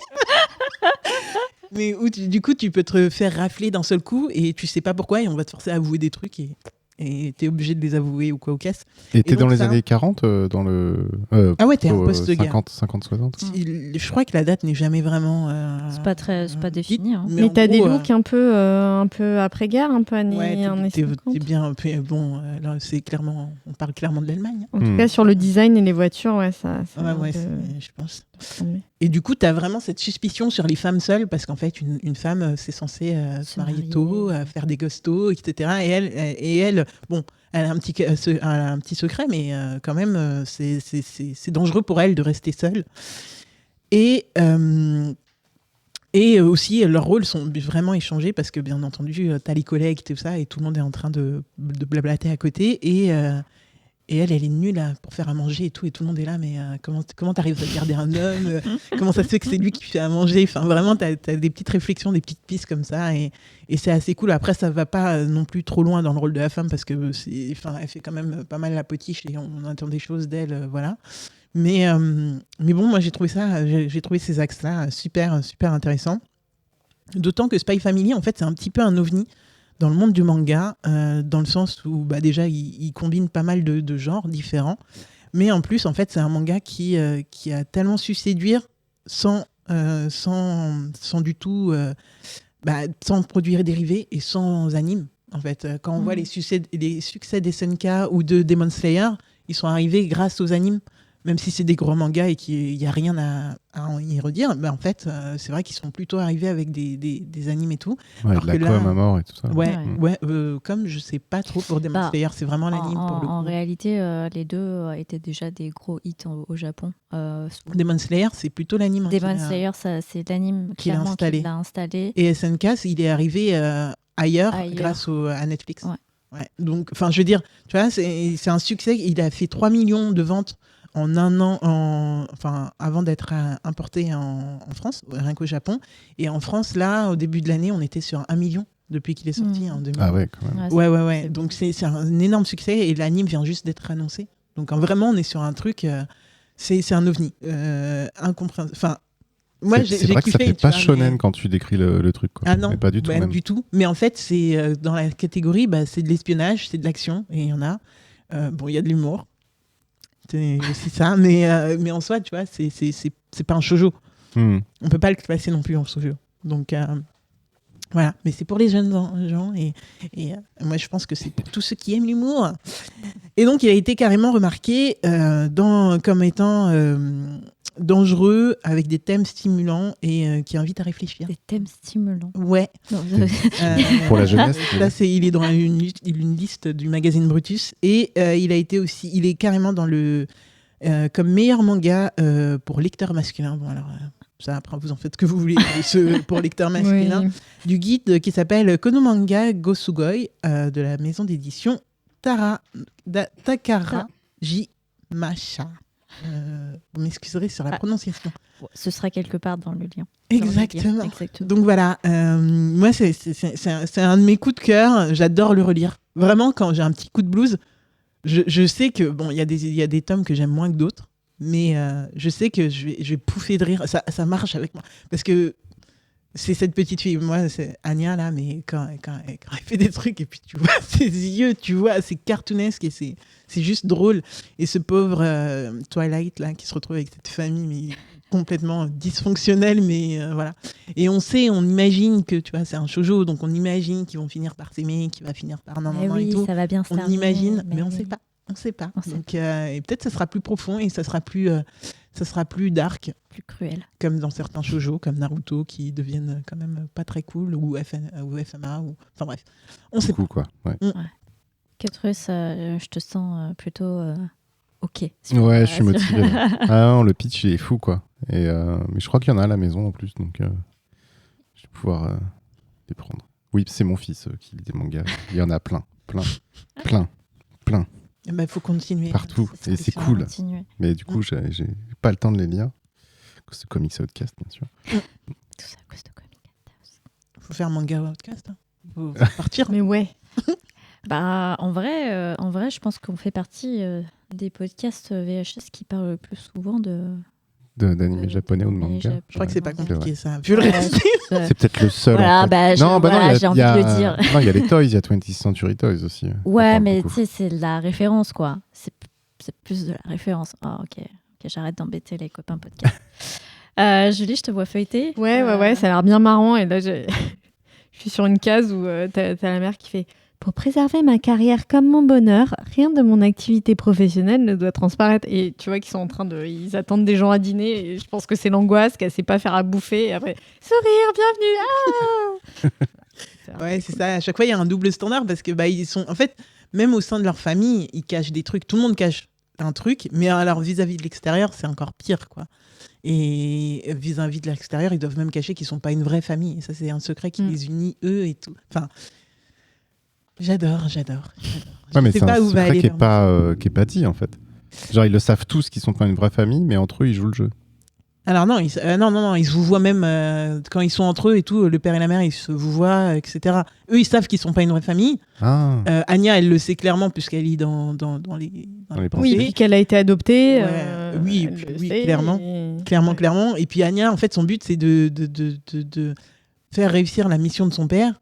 Sauf que son père, c'est pas qu'elle sait qu'il a une mission. Enfin, tu vois, en fait, il y a que des non-dits. C'est une famille très, très Mm. dysfonctionnelle. Il y a Trop bien. que des non-dits, mais... C'est une famille, quoi. Ouais, c'est Voilà, ça. une famille comme C'est toute ça. autre, avec ses propres problèmes datant de post-guerre.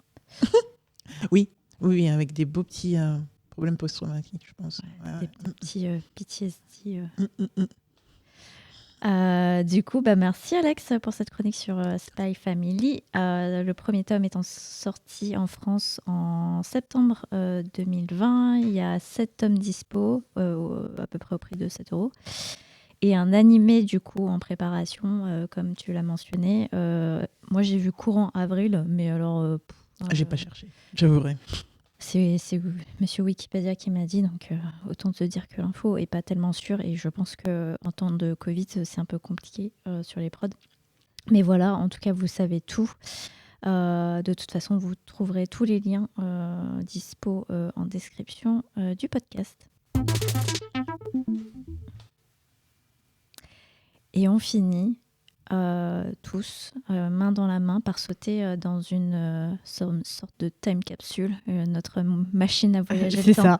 ça. Toujours avec notre chroniqueuse de toutes les générations, Julie, qui va nous parler d'une sitcom bien new-yorkaise. Ouais, absolument. Je vais vous parler de Seinfeld. Car depuis octobre dernier, la série a enfin débarqué sur Netflix et je l'avais jamais regardée. Et ouais. Et du coup, je me suis lancée dedans parce que j'avais besoin d'un peu de trucs feel good. J'étais dans beaucoup d'œuvres et de bouquins avec du post-apo, des régimes totalitaires, des trucs super Normal, glauques, quoi. quoi. Et je sais pas, j'avais besoin de faire des petites pauses et je me suis lancée dans Seinfeld. Et pour moi, ça avait toujours été, j'ai toujours regardé la série un peu comme je me faisais une image vraiment d'une sitcom hyper cérébrale, new-yorkaise, avec des gens mal habillés et névrosés. C'est exactement ça, mais c'est génial. Voilà. Si jamais vous ne connaissez pas cette série ou que vous l'avez jamais vue, de quoi ça parle et qu'est-ce que c'est ? C'est une série qui a été créée, alors déjà elle a été diffusée, je précise, entre 89 et 98 sur NBC. Et c'est une série créée par Jerry Seinfeld et Larry David. Donc Seinfeld, c'est l'artiste de stand-up qui était déjà bien en place quand il a commencé la série. Et Larry David également. Et cette série, c'est une série qu'ils aiment décrire comme étant une série à propos de rien. Et c'est un show qui va mettre en scène 4 personnages. Donc Jerry Seinfeld lui-même, son ami George Costanza, son ami et ex-petite amie Helen, et son voisin Kramer, qui sont tous meilleurs persos du monde. Qui sont des potes trentenaires célibataires qui vivent à New York et qui ont tous un petit pet au casque, mais ce qui fait leur charme. Et la série, ça raconte leurs tribulations au quotidien.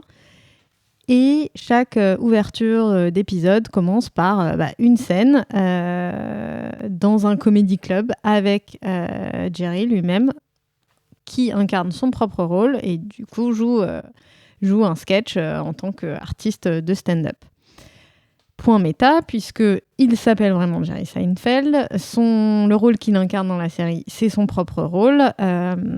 Et d'ailleurs, il y a la naissance de la série, c'est une discussion entre Jerry et Larry dans un restaurant qui un peu pose les premières briques de la série en se disant on va faire une série qui va parler de rien, et cette scène-là va faire l'objet d'un épisode mythique de la série où en fait ils ont recréé Cette fois-ci, entre Jerry et son pote George, exactement la même scène, puisque donc Meta, dans l'avancée de l'histoire, il rencontre des producteurs d'une chaîne de télévision et eux-mêmes se retrouvent à écrire la propre série dans laquelle ils sont en train de jouer et d'être des personnages en même temps. La boucle est bouclée. Et alors, j'avais pas percuté, mais en fait, le perso de George, en fait, c'est vraiment le doppelganger de Larry David, en fait, de l'autre co-scénariste, co-auteur de la série. Et en effet, ils se ressemblent, ils ont la même calvitie, les mêmes lunettes rondes, la même tête. Voilà, donc c'est rigolo. Seinfeld, vraiment, ça fonctionne sur des références qui sont hyper chartées, qui sont toujours là pendant toute la série et qui vont devenir hyper cultes. Par exemple, les fringues, moi je trouve ça dingue, mais en fait, vraiment, chaque perso a exactement le même look tout le temps. Mais c'est pas les mêmes fringues, mais c'est vraiment le même look qui est décliné, limite avec des couleurs et des motifs différents, mais presque les mêmes coupes de vêtements. Jerry, il a toujours un jean 501 avec des grosses Nike et un sweater col roulé. Donc, genre à peu près le look des ados de maintenant. George, il a toujours une parka avec des manches un peu trop courtes, une parka un peu trop longue alors que lui, il est petit. Hélène, elle a un look 90 génial avec petite soquette blanche sur petits mocassins, robe longue et blazer croisé. Et Kramer, alors improbable, donc l'acteur est très très grand. Il a toujours une coupe de cheveux. Il a les cheveux un peu bouclés, crantés. Et il a des cheveux complètement indomptables. Et t'as l'impression qu'il vient de se lever littéralement de son lit à chaque fois qu'il entre dans la pièce. Et il porte toujours une chemise de bowling un peu rockabilly et des pantalons oversize. Et c'est toujours la même tenue, presque comme dans un anime où tu vois les persos toujours habillés pareil, quoi. Mais les couleurs changent. Et alors, autre chose très marrant, ils mangent tout le temps. Dans chaque épisode, tu les vois quasi dans chaque scène manger.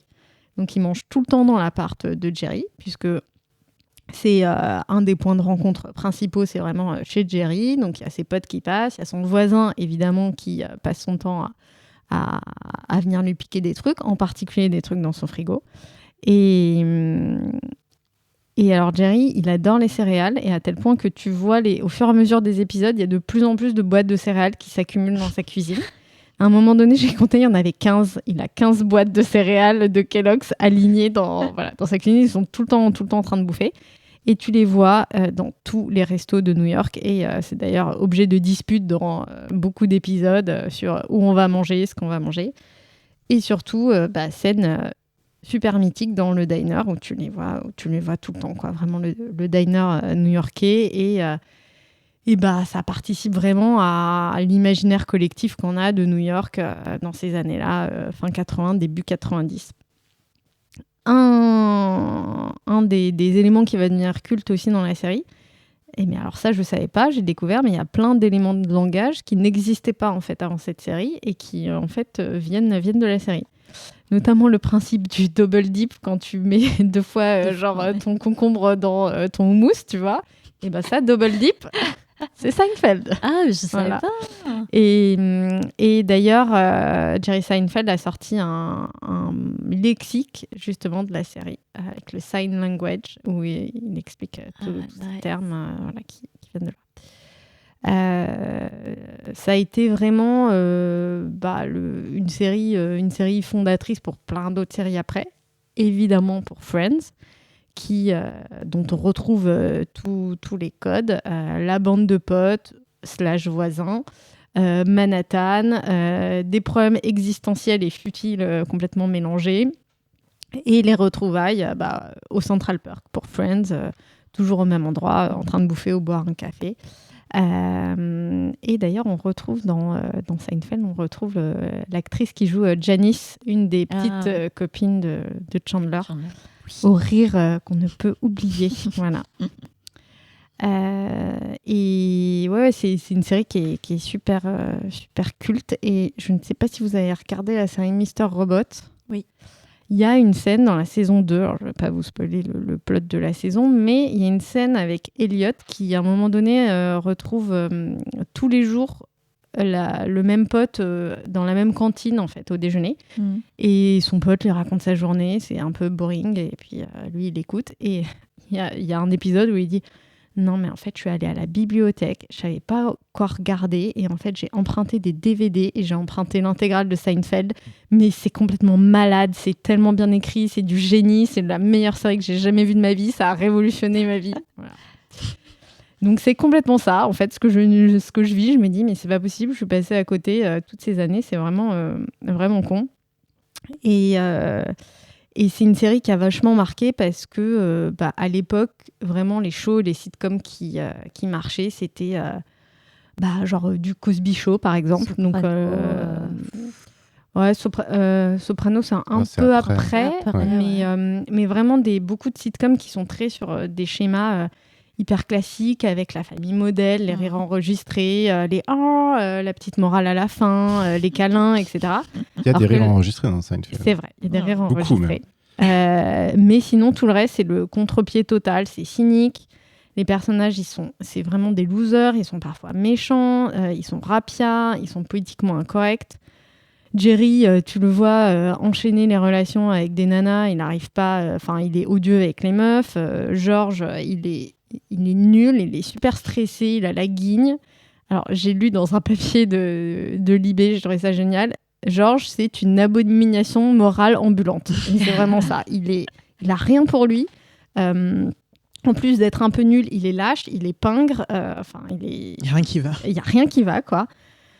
Kramer, il est absolument génial, mais c'est vraiment le voisin chelou, limite marginal. Tu sais pas trop, tu sais pas de quoi il vit, tu sais pas comment il est toujours dans l'appart, tu sais pas quel est son métier, mais en même temps, il est hyper solaire et il a un charisme fou, donc tu comprends qu'il arrive à s'en sortir comme ça, un peu à la petite semaine.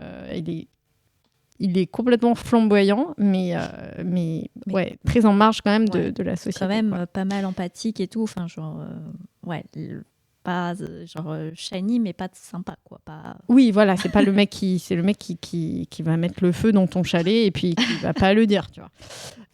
D'après Adrien, il est marine biologist. Ah ouais ? Apparemment. Ouais. Non. Si. Ok. Putain, il en sait des choses. Oh là là. Non, mais apparemment, c'est dans un gag. Ok, d'accord. Mais explique tout, Adrien. Aussi. Dans un épisode. Oui, mais donne l'épisode. Donne la ref, quelle minute de l'épisode. Voilà. Ouais, super. Bon, du coup, on aura appris son métier, blague ou pas. Et donc, c'est vraiment ça, quoi. C'est l'immoralité. Et les auteurs, d'ailleurs, disent qu'ils s'étaient fixé une règle, c'est pas de no hug et no lesson. Donc, personne ne se fait de câlin, personne n'est gentil, et ils n'apprennent jamais de leur erreur. Il n'y a jamais de morale à la fin, je recommencerai plus jamais. Il n'y a pas d'intervention, quoi. Non. On n'est pas dans la homette. Non, jamais. Et alors, moi, ce que j'ai trouvé quand même super, c'est que j'ai trouvé ça hyper moderne, notamment sur des sujets abordés. Et alors, bon, ça va avec le politiquement incorrect, mais par exemple, le côté un peu no kid, quoi. Il y a tout un épisode où, en fait, il y a des amis de Jerry qui disent « Ah, mais il faut que tu viennes voir le bébé, il a 6 mois maintenant. » Et Jerry, il fait genre « Mais j'en ai rien à carrer, j'ai pas envie de voir le bébé. Est-ce que moi, je dis « Ah, il faut que tu viennes voir mon grand-père, il est trop mignon, il est dans un fauteuil, il bouge pas. Non. » Donc, vraiment des trucs, tu te dis « Waouh !» En fait... Aujourd'hui, oui, mais tu te dis, est-ce que ça passait vraiment dans les années 90 ? Je sais pas trop. Et puis, il y a le perso d'Eileen qui est hyper féministe. Elle a des prises de position. Il y a des dialogues que j'ai trouvés d'une justesse et d'une modernité aujourd'hui. Je fais genre, waouh ! C'était il y a... 20 ans. 20 ans. Voilà, 30 ans, ouais. Oh là, calme-toi, à 20 ans. Ouais, 30 ans. 89, début. Ouais. 90, donc oui, ça fait 30 ans. Okay. Nous y sommes. Voilà. Oui. Donc, vous ne voyez pas la tête de Ketrus, mais il est en train de se dérouler. Donc, on est épideux. Si c'était pas... Voilà, c'est acquis. Que dire voilà, c'est une série vraiment qui est hyper drôle, qui se balade sur tous les registres de l'humour. Donc, l'humour vraiment très cérébral, psychanalytique, gothico-juif new-yorkais. T'as en même temps de Complètement. l'humour très absurde, du comique de situation, De répétition. de répétition. T'as toute une dimension mime aussi, clown. Mais ça, c'est grâce à Kramer. Ouais. Il est vraiment très grand et il a une gestuelle qui est hyper particulière. En fait, quand il tombe... Dégingandé. quoi. Voilà, c'est ça. C'est vraiment un clown. Et il y a notamment un épisode où il est dans le métro et en fait, il essaye de s'asseoir, de choper une place. Et en fait, il fait toute une chorégraphie et c'est vraiment... C'est le clown... Oui, et puis- comment il s'appelle ? Le clown Auguste, quoi. Le clown drôle. Et puis il débarque toujours dans l'appartement de Jerry en ouvrant la porte et quasiment en glissant. Ouais. Et toujours avec les yeux exorbités, avec les cheveux en l'air. Et c'est trop fort. Et quoi. avec sa tête Il y a- limite il y a- qui rebondit. Ouais, genre, qui rebondit, Vraiment de code théâtral dans ce truc-là, dans la mise en scène, les entrées des personnages à chaque fois, les archétypes qui sont présentés. C'est ça. Mm. C'est toujours les mêmes persos, effectivement. Et toujours dans le plus extrême cas de non-sympathie, donc vraiment atroce, quoi. Et puis, c'est tellement bien écrit. C'est vraiment genre la démonstration d'écriture de A à Z. C'est hyper sharp. T'as 12 000 idées à la minute. Enfin, t'es obligé parfois de remater les scènes parce que tu te dis j'ai loupé la moitié des blagues. Enfin, c'est vraiment... c'est vraiment génial. Et c'est une série qui, évidemment, fait l'objet de 10 000 hommages, montages, mèmes dans tous les sens. Et petit bonus pour moi, il y a un compte Insta que j'adore qui s'appelle Seinpix, qui fait des blagues croisées, évidemment, entre Seinfeld et Twin Peaks. Et en fait, il y a plein de ponts entre les deux trucs. Et, enfin, en tout cas, il y a quelqu'un qui s'amuse à les trouver et à aller chercher ces ponts-là. Donc moi, c'est bon, quoi. Ça me fait... T'avais vu la parodie Et si Game of Thrones était Seinfeld? Ah non, je l'ai Je pas l'avais vu, pas fait ça. tourner, c'est d'enfer. Parce que tout à l'heure, je le chantais en fait, mais Seinfeld, il y a toujours des lignes de basse Ouais, toujours en intro. qui ouais. sont en intro et qui Hyper ponctuent années aussi 80, et qui ponctuent les scènes aussi. Oui, oui, oui. Et du coup, ils ont monté Game of Thrones en cutant avec la musique de Seinfeld et les réenregistrés. Et ça marche. Mais avec la de même ligne ouf. de basse, pas un truc La même enregistré. ligne de basse, comme si Game of Thrones était Seinfeld. Enfin, c'est pareil, ça sera dans la description. Mais il faut absolument que tu le vois, ça, c'est à mourir de rire. Eh bah écoute, je ne te demande que ça. Et puis petit fun fact que tout le monde raconte, mais en fait le soir de la diffusion du dernier épisode, donc dernière saison, record d'audience de malade. Et ce soir-là, Frank Sinatra fait une crise cardiaque. Et il va être conduit aux urgences en un temps record, car les rues de Los Angeles sont absolument vides parce que tout le monde est devant la télé. Et il meurt ce soir-là. Oh merde. Ouais, Quand même. ouais. Donc voilà, je rattrape mon retard sur ce grand classique de la télévision. Et j'en suis bien contente. Je connais pas du tout. Ah bah voilà, Non, mais trop bien, est-ce tu vas ça t'a découvrir, donné c'est envie chambé. de Mais découvrir. complètement. Et en plus, c'est con, mais en fait, j'ai l'impression de les connaître, ces persos. Autant le nom me disait rien du tout. Et en regardant un petit peu Google est mon ami, et franchement, j'ai l'impression de les avoir déjà vus. Donc je pense qu'il y a plein de mèmes qui doivent se balader un peu. Ouais, ils partout. sont dans le... Enfin, limite dans l'inconscient collectif, quoi. Ils sont...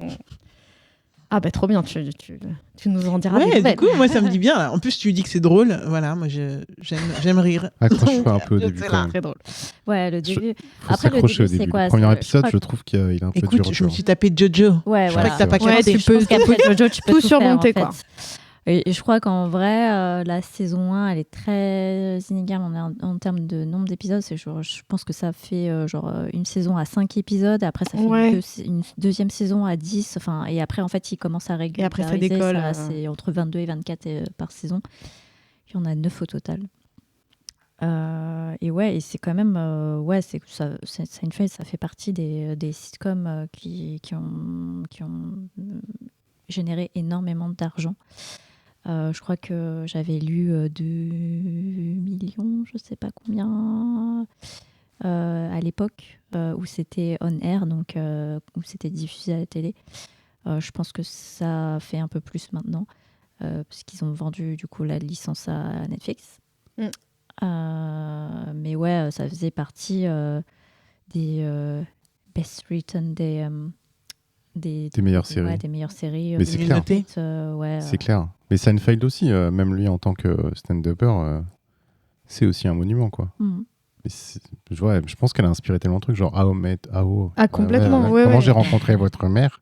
Au score. Je pense que, tu vois, ça n'existerait pas sans Seinfeld, Friends aussi et tout ça. Non, absolument. c'est ouf. C'est ouf, Seinfeld. C'est vraiment... Moi, Vous ça avez me l'air rappelle... tellement tous à fond que. Bah ouais, mais si tu veux, moi, je me rappelle, déjà, je regardais, puis il y a, je crois que c'était Canal+, qui est sorti Ouais. le samedi soir. Mm. Il y avait des épisodes de Seinfeld, des épisodes de... avec Marty McFly à New York. La série. Ah oui, où il joue Où un politicien. Il est assistant du maire de New York. Ah oui. Je me rappelle plus. Ouais. Bref, vous voyez, il y avait Seinfeld, ça, et H derrière. Ce sont des humours très différents, mais Ouais. c'était les meilleures soirées du monde, en fait, quoi. Bah oui. Et c'était des soirées où tu te pissais de rire de bout en bout pendant 3-4 heures. Et franchement, Seinfeld, c'est que des bons souvenirs, quoi. Ça a marqué son époque, quoi. Alors, je le conseille vraiment de regarder, quoi. Que 9 saisons. Que 9 saisons. Que 9 Non, saisons. c'est Mais pas- après, c'est pas très les long, dernières saisons, elles sont courtes. Les épisodes, c'est à peu près 22. Ouais, c'est 20 Ouais, minutes. c'est des petits épisodes, Tu te ouais. fais ça au déjeuner en Ouais, c'est télétravail. ça, et puis voilà. exactement. Et hop. Ça se fait bien, je pense, ouais. Mais ouais, c'est trop bien, Seinfeld. Mais tu vois, j'avais Unanimité. commencé à les regarder, mais le premier épisode, j'ai fait, wow, attends, le début, c'est quand même... Ouais, c'est dur. C'est un peu dur. Mais À ce C'est- point Ah bah... Ouais, mais faut que tu les enchaînes, quoi. Ah, tu vois, ouais, tu- faut que tu- tu- en fait, il tu faut te que mates tu la les première enchaînes. saison, bim, quoi. Et Ouais. puis, Le temps de poser le décor, de poser un peu le. Tu vois, c'est parce que c'est particulier comme humour quand même. Tu vois, c'est pas non plus la sitcom, c'est pas Friends, quoi. C'est pas genre en mode ultra friendly ou. Ouais. Ouais. Mais je Sachant pense que que je tu suis te jamais- remates le premier épisode de Friends, je pense que ça fait drôle aussi. Hein. Ah, c'est Ouais. pas pareil, quoi. Mais ça fait drôle aussi, Bon, c'est surtout moins au niveau des coupes carton-pâte, de quoi. Moins cheveux. carton-pâte. Des coupes de cheveux et des habits, quoi. Ouais. Et en plus, comment elle s'appelle, Julia Louis-Dreyfus, c'est ça? Ouais. C'était un kink, moi, à l'époque, quoi. Allez. Ah, mais c'était un truc Magnifique. de ouf, Ah, quoi. mais- J'étais hyper amoureux d'elle, La quoi. coupe de cheveux, elle est tellement. Non, mais elle était trop forte, Non, vraiment, regardez Seinfeld, quoi. Et ben voilà, j'ai l'impression que c'est vendu, du moins pour ceux qui ne sont pas familiers à Seinfeld. Du coup, c'est une série qui est sortie, qui a été diffusée à partir de juillet 89. Co-écrite par Larry David et Jerry Seinfeld et dispo actuellement sur Netflix.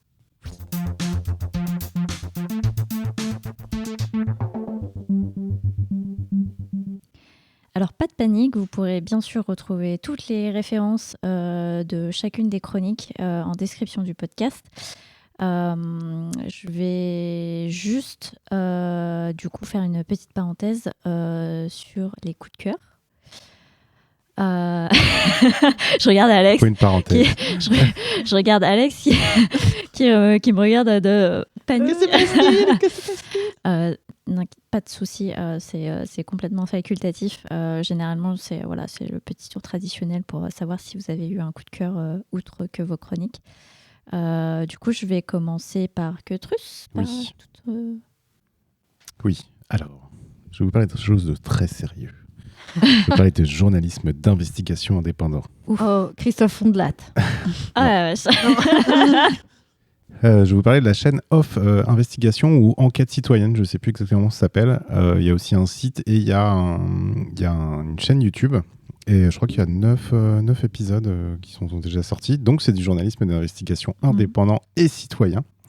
Et c'est hyper bien fait, c'est ultra indépendant. Donc c'est pas dirigé par Bernard Ça fait Arnault 3 ou fois tous que tu me ces... dis indépendant tous ces- dans ouais, une phrase. exactement. Ouais. Est-ce que c'est pour mettre en emphase le fait que ce soit... Non, parce qu'en fait j'essaie de pas politiser, mais je vais pas y arriver. Ok. Et en fait, je suis rentré dans cette chaîne, par le reportage qu'ils ont fait sur où sont passés les millions de Macron. Suite à un reportage que j'ai vu sur Mediapart ou Blast, bref, que des trucs de gauche vachement bien et indépendants. Et non, les reportages sont ultra bien foutus, le ton est super sérieux, tout est sourcé, etc. Et voilà, ils ont besoin de gens, comme n'importe qui, en fait, comme vous et moi, pour pouvoir vivre. Donc voilà, regardez 1 ou 2 épisodes et faites-vous une idée. Et puis si vous sentez l'âme, si vous trouvez que c'est bien, que le boulot est important et bien foutu, si le boulot est bien fait et que c'est important, donnez un petit euro, un petit truc comme ça. Et puis surtout, regardez, foutez des likes, abonnez-vous, voilà, parce que c'est important d'avoir ce genre de journalisme en France. Et voilà. Et ne votez pas Macron, merci. Oh, Mais non, mais les gens ont déjà voté. Les gens ont Si déjà VHS voté. est un média indépendant, dis ce qu'on veut, ok. Non, mais les gens ont Faisons déjà pas voté, donc j'ai le droit de le allusion, dire, voilà, j'ai le droit hein. de le dire. Non, c'est vrai, pardon. Nous sommes des politiques. Je couperai peut-être au montage.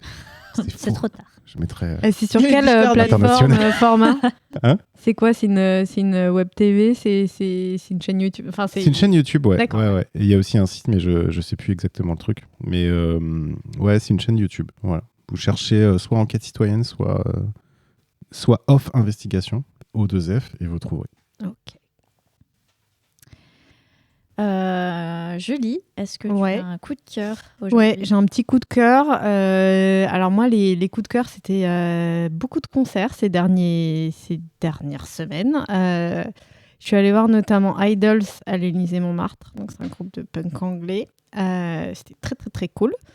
On s'est bien défoulé. Et j'ai découvert en première partie un groupe que je connaissais pas du tout, ni même de nom. C'est un groupe qui s'appelle Bambara. Et qui est un groupe américain originaire de Géorgie et qui est là basé à Brooklyn. Et ils font qui est russe du noise rock, post-punk, un peu emo shoegaze sur les bords. Et j'ai vraiment, vraiment kiffé.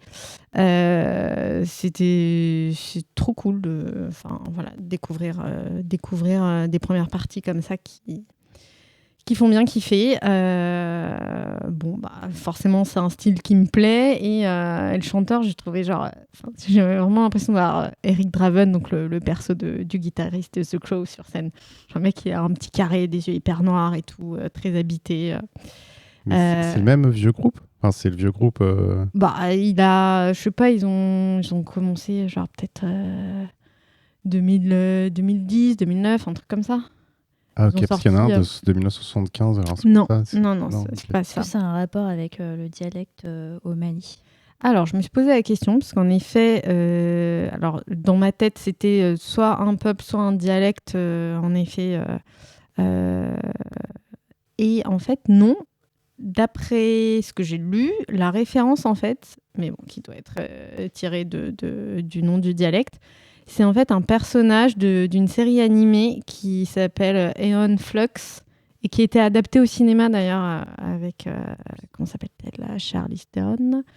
Et en fait, c'est le nom d'un des persos, en fait, d'un des méchants. Et voilà, c'est a priori en référence à cette série et qu'ils ont choisi ce nom. Et voilà. Alors, ils se revendiquent dans le genre de... Je ne connaissais pas ce style, j'adore. Southern Gothic. Donc, c'est du gothique avec aussi à la sauce vaudou et sud des États-Unis. Donc, avec le côté genre un peu décadent, grotesque, voilà, toutes ces influences comme ça, très un peu dark et en même temps un peu freak show, enfin voilà. Et sur les influences vraiment musicales, c'est très Nick Cave. Elle se revendique aussi de Roland Howard, qui est complètement dans la même veine que Nick Cave.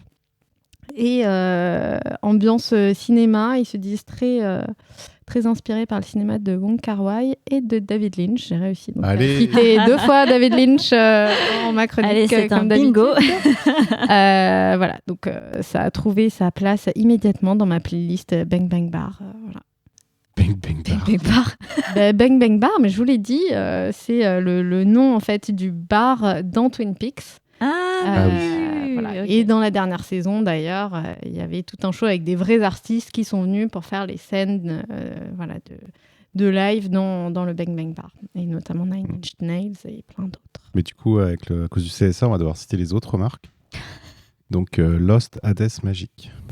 Oh la vache. Et Souls. On l'a dit, ça. Tout à l'heure, j'en ai parlé. Attends, merde.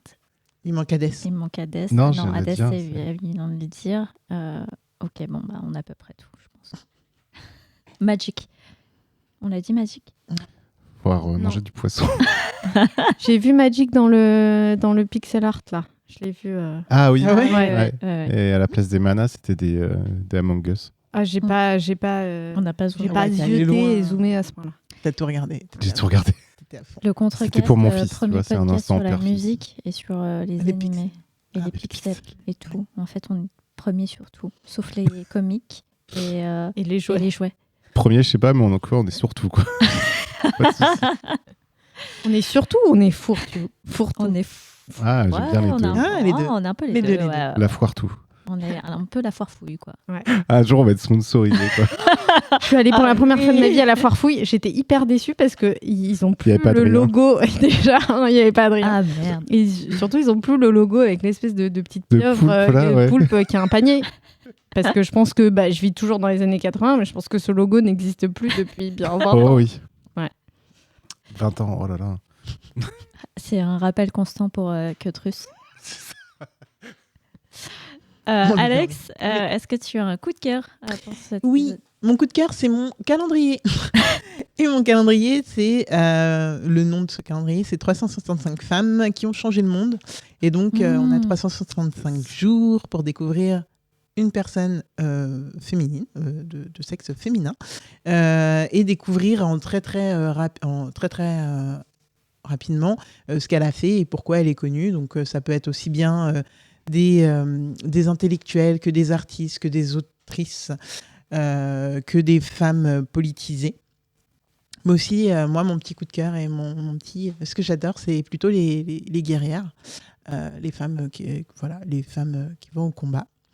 Et ça n'a pas pour vocation à la fin de l'année, on va connaître les 365, on va les avoir retenus, on va savoir exactement comment les sortir en société, en mode « tu connais ?» Non, je pense pas que ce soit le but. Mais en tout cas, pour moi, c'est un petit bonbon que je regarde tous les matins. Et je prends en photo celles qui me marquent le plus.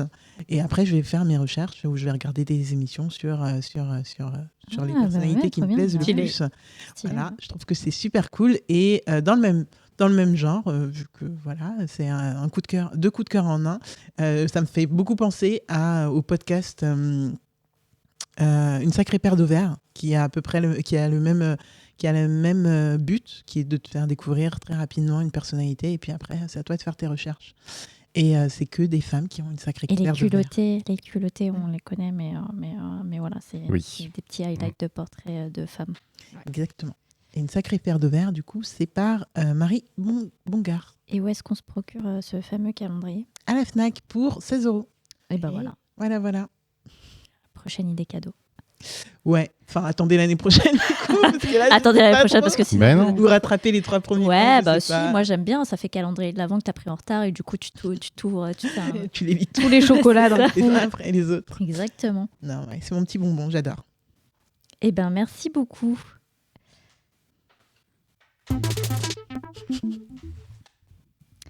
Petit récap du coup des chroniques de cet épisode. On s'est parlé de Tiny Tina's Wonderland avec Ketrus. Ouais, je l'ai fait d'un coup. De Spy Family avec Alex et de Seinfeld avec Julie. Je vais juste déjà remercier l'équipe pour vos superbes chroniques de cet épisode et faire un petit rappel à nos auditeurs pour dire que le Contrecast fait partie du VHS, Vaisseau Hypersensas, association qui se finance via un Patreon dont on vous filera le lien en description. Et si jamais vous voulez nous témoigner votre amour et votre soutien infaillible, n'hésitez pas, ça peut être une petite contribution comme ça peut être un peu plus. Le but étant que vous ne donniez que ce que vous pouvez vous permettre, mais en tout cas ça nous ferait énormément plaisir et ça permet à notre communauté de grandir et d'avoir plein de nouveaux petits membres de notre famille. Exactement, au lieu de commander Burger King là parce que t'es trop feignasse pour te faire cuire des pâtes, tu nous files 15 € par mois et c'est tout. Exactement. Et manger plus de pâtes pour pouvoir économiser et nous filer de la thune. Merci. Merci. Merci. Je vais juste faire un dernier tour de table pour... Mais t'as oublié le... Ah. Mais tu sais le truc là. La blagounette. À combien, par exemple, à combien de pourcents tu te fais rembourser ta campagne électorale? Parce que tu te fais rembourser ta campagne électorale. Bien sûr, Oui, mais il faut ouais, avoir un certain pourcentage, sinon Je ça sais marche pas. 3, Non. 4, Non. allez 5. Oui, Est-ce que ce serait pas le nombre d'étoiles qu'on mettrait aussi au Contrecast ? exactement, c'est ça, quoi. Donc, mettez 5 étoiles au Contrecast. Oui, parce qu'on est dispo sur Spotify, Podcast Addict, Apple Podcast et autres joyeusetés, aussi sur le site du vaisseau Hypersensas. Donc vous l'aurez compris, 5 étoiles et pas moins, parce que sinon ça pète notre moyenne. Exactement. Et on a quand même envie de rester parmi les meilleurs, parce qu'on est quand même... Oui, c'est ça. Non, mais Les meilleurs, si vous voulez pas c'est mettre, tout, voilà. si vous voulez pas mettre 5 étoiles, mettez rien, quoi. C'est ça, Ça veut dire, à un moment donné, abstenez-vous. c'est pas la peine. Ouais, et du coup, juste faire un dernier tour pour vos pubs perso. Du coup, on va commencer par Julie. Où est-ce qu'on te retrouve, Julie ? Eh bien, ici même, quand je suis là, mais je vais être plus là, c'est promis. Et Whisperos également, sur un format beaucoup plus long et moins fréquent, Mais oui, mais plus sur ça. mais 1h30 d'émission à chaque fois. Ouais, exactement. Pas plus. Alex ? Moi, vous me retrouvez tous les mercredis dans Le Défaussé sur les jeux de société. Et là, vous n'aurez pas de nouveautés avant un petit moment parce qu'on est sur les émissions du Fige. Voilà, mettez-vous bien. Et voilà, vous n'aurez pas plus. Merci beaucoup. Bisous. Et du coup, Cutrus ? Eh bien, on me retrouve dans Comics Outcast, mais on me retrouve aussi sur une super chaîne avec des gens hyper sympas, hyper doués et qui méritent plus de viewers. Et c'est la chaîne de l'Appel. L'Appel comme le truc qui sert à creuser. Et qu'est-ce qu'ils font, ces gens-là ? En fait, ils ont une chaîne Twitch et YouTube. Et en fait, ils font de l'actual play en audio. Et ils font aussi des talks autour de tout ce qui est jeu de rôle. Sachez que Sam et Zéphirel, ils sont déjà passés. Comme par hasard. Comme par hasard. Et en fait, ils font des mois thématiques et ils jouent à des jeux de rôle qui abordent les thèmes ou qui ont des systèmes de jeu adaptés à ça. Et moi, j'étais l'année dernière, non, le mois dernier, c'était le thème des super-héros et de l'épique. Et du coup, j'ai fait 2 parties avec eux et un talk à la fin du mois, le 31, sur qu'est-ce que l'épique ou le super-héroïsme dans le jeu de rôle. On a pas mal digressé, mais je crois que c'était assez sympa. Mais bon, c'est pas forcément pour moi et il faut pas m'écouter moi forcément. Mais il faut soutenir cette chaîne, surtout si vous aimez le jeu de rôle. Voilà, c'est des gens super doués, super gentils. Et je vous invite à aller voir l'Appel, que ce soit sur le Twitch ou leur YouTube. Et bien sûr, les liens en description Bien de sûr. ce podcast. Merci beaucoup à tous pour vos chroniques et pour vos interventions. En attendant, j'ai envie de vous dire qu'on se retrouve le mois prochain pour un nouvel épisode du Contrecast. Bisous. Bye bye. Salut. Salut.